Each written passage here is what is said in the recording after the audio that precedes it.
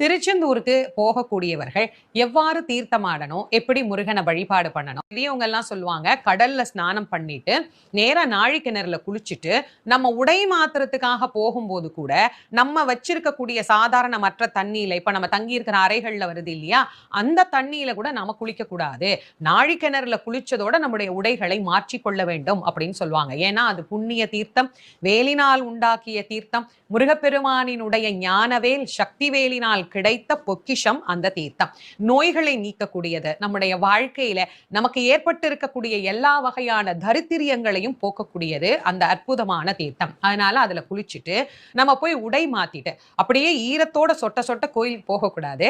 போய் உடை மாத்திட்டு அதற்கு பிறகு முதல்ல எங்க போய் கும்பிடணும் அப்படின்னா, தூண்டு கை விநாயகர் அப்படின்னு பேர், அந்த பிள்ளையார போய் கும்பிட்டுட்டு அதற்கு பிறகுதான் திருச்செந்தூர் முருகனை போய் வழிபாடு செய்ய